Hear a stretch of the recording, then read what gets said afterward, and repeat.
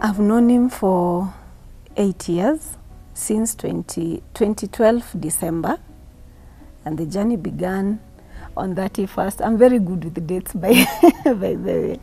Yeah, the journey began on 31st of December 2012, and ours was, let me just say, it's like we didn't even date. Previously he was in some very toxic relationships. I was also coming from toxic relationships. And the moment we met, he simply told me, I don't want a girlfriend, I want a wife. And I also told him, by the way, I don't want a boyfriend, I want a husband. And that was it.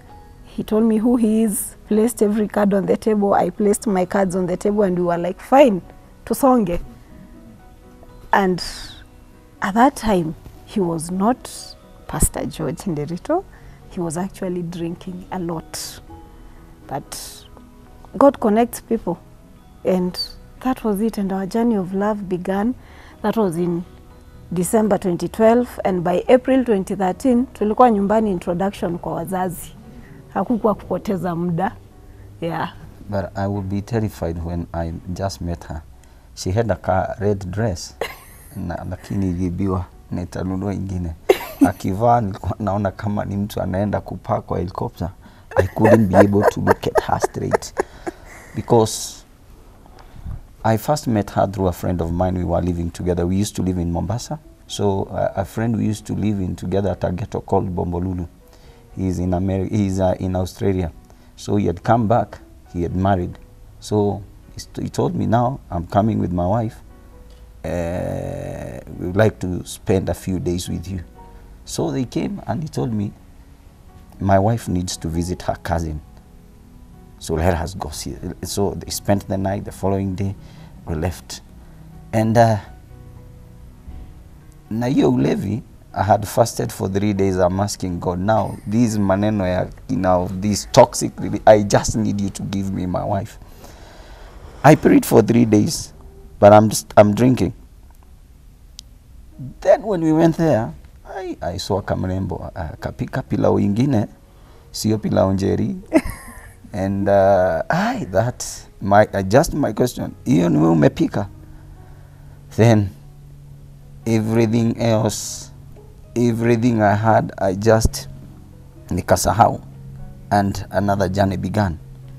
That night, it was on a Sunday. It was on a Sunday, huh? It was on a Sunday. My friend told me, we are meeting some other friends, let's go have 2 drinks. Then I called, utatu meet? I'll be coming. Wow, so now this girl is, I am trying to sogea. Sina maneno, sino na vile livyo. Hata sina maneno ya kusema sana. Now it came a time, because I used to I love drinking very much. I was so hooked. Every day I would take like 10 Tuskers. If at all that's not enough, or get a Kenya cane. And you can imagine that person driving. And so now she wants to go, because tomorrow she's going for work. She's going to work. And my friend tells me, where? Zindikisha. And kamwambia, no, I'm calling a taxi for her. He told me, wacha ujinga. Hey! He pushed me. Then I took her. I got the number. I didn't have the guts to call her for around 3 days, but I am just thinking of her. My world has gone upside down. I'm just thinking of her. And then I got an excuse. She used to work at Mombasa Hospital. I got an excuse. I left the office. I drove all the way, and I called her. Oh, I came to look for so-and-so. A friend of mine was admitted here. But unfortunately, it's like, fortunately, he's been discharged. So she comes. I am shaking. I didn't have anything to say. Then I told her, oh, I have to run. So I just laughed.